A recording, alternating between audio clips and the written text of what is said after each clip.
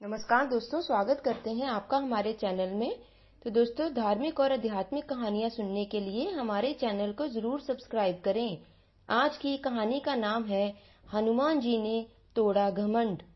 एक बार भगवान श्री कृष्ण अपनी पत्नी सत्यभामा के कहने पर स्वर्ग से पारिजात के वृक्ष को ले आए। तब सत्यभामा को इस बात का अहंकार हो गया कि मैं बहुत ही सुंदर हूँ। इसी कारण श्री कृष्ण जी ने मुझे स्वर्ग से पारिजात का वृक्ष लाकर दिया है और मैं उनकी अति प्रिय हूँ।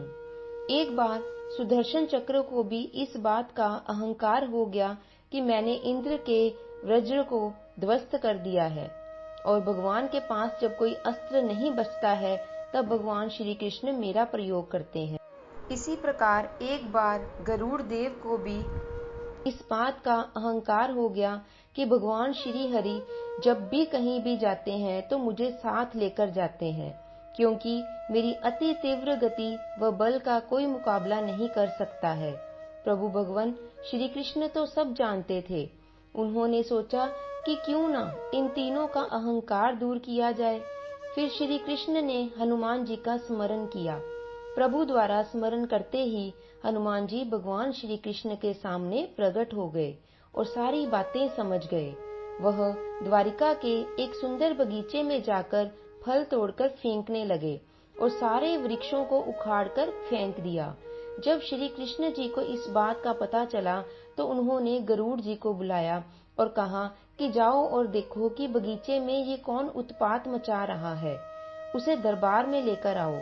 श्री कृष्ण जी की यह बात सुनकर गरुड़ जी उस बगीचे में पहुंचे और देखा कि एक वानर ने बहुत सारे वृक्षों को उखाड़कर फेंक दिया है। बहुत सारे फलों को भी तोड़ तोड़कर इधर उधर फेंक दिया था। जब गरुड़ जी उस वानर को पकड़ने के लिए गए तब वानर बने हनुमान जी ने अपनी पूंछ से उन्हें जकड़ लिया, जिससे गरुड़ जी को पीड़ा होने लगी और उन्हें दूर समुद्र में फेंक दिया। गरुड़ जी बड़ी मुश्किल से संभले और श्री कृष्ण जी के दरबार में पहुंचे और प्रभु से कहा कि हे प्रभु, वह कोई साधारण वानर नहीं है।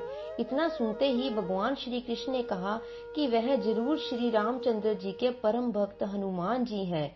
जाओ और उन्हें आदर पूर्वक यहाँ लेकर आओ और कहना कि श्री राम जी आपको याद कर रहे हैं। इतना कहते ही गरुड़ जी हनुमान जी को लेने गए, परंतु तब तक हनुमान जी वहां से चले गए थे। वह उन्हें ढूंढते ढूंढते मल्य पर्वत पर जा पहुंचे। यहाँ पर हनुमान जी श्री रामचंद्र जी का ध्यान कर रहे थे।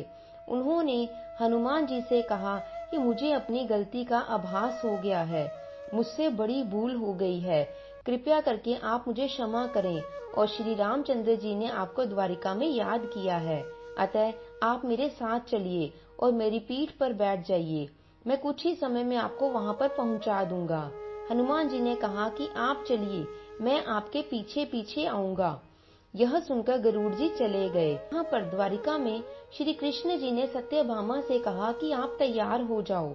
श्री कृष्ण जी ने अपना रूप बदला और श्री रामचंद्र जी के रूप में आ गए और सिंहासन पर सत्यभामा के साथ बैठ गए। सुदर्शन चक्र से कहा कि जाओ, तुम द्वार पर खड़े हो जाओ और किसी को भी अंदर मत आने देना। सुदर्शन चक्र ऐसा सुनते ही वहां द्वार पर जाकर खड़े हो गए और पहरा देने लगे।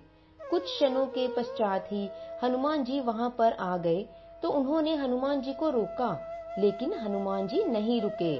सुदर्शन चक्र द्वारा विरोध करने पर हनुमान जी ने सुदर्शन चक्र को अपने मुंह में रख लिया और अंदर आ गए और श्री रामचंद्र जी को प्रणाम किया।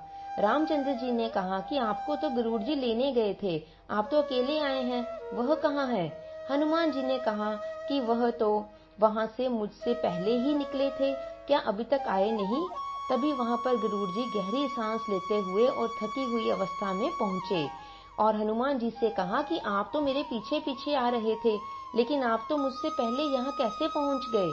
तभी श्री रामचंद्र जी ने हनुमान जी से पूछा कि हे हनुमान, आपको द्वार पर किसी ने रोका नहीं? हनुमान जी ने मुंह में से सुदर्शन चक्र को बाहर निकाला और कहा, हे प्रभु, मुझे बाहर द्वार पर रोका तो गया था, परंतु मैं आपको प्रतीक्षा कैसे करवा सकता था, इसलिए मैंने सुदर्शन चक्र को ही मुंह में रख लिया। भगवान यह सब सुनते रहे और मुस्कुराते रहे। हनुमान जी ने कहा कि हे प्रभु, माता सीता दिखाई नहीं दे रही है और आपने यह बगल में किसको बिठाया हुआ है। तभी रुक्मणी जी वहां पहुंच गई तो हनुमान जी ने उन्हें माता सीता कहकर प्रणाम किया। यह देखकर सत्यभामा का घमंड भी टूट गया। प्रभु जी की लीला अपरंपार है। जय सियापति रामचंद्र महाराज की जय, कृष्ण महाराज की जय, बजरंगबली जी की जय हो। तो दोस्तों, इस कहानी से हमने यह शिक्षा ली कि हमें जीवन में कभी भी अभिमान अथवा घमंड नहीं करना चाहिए, क्योंकि जो अभिमानी पुरुष होते हैं वो प्रभु के भक्त नहीं हो सकते हैं। प्रभु केवल उन्हीं को ही अपना भक्त मानते हैं जो हमेशा सच्चे हृदय से उनकी आराधना करते हैं। तो दोस्तों, आशा करते हैं आपको हमारी आज की यह कहानी अच्छी लगी होगी। यदि अच्छी लगी है इसे लाइक और शेयर जरूर कीजिए, और यदि आप चैनल पर नए हैं तो इसे सब्सक्राइब भी करते जाइए। और अगली बार एक और नई कहानी के साथ आपके समक्ष उपस्थित होंगे। तब तक के लिए अपना ध्यान रखें, स्वस्थ रहें, खुश रहें और खुशियां बांटें। कहानी को अंत तक देखने के लिए आपका बहुत बहुत धन्यवाद।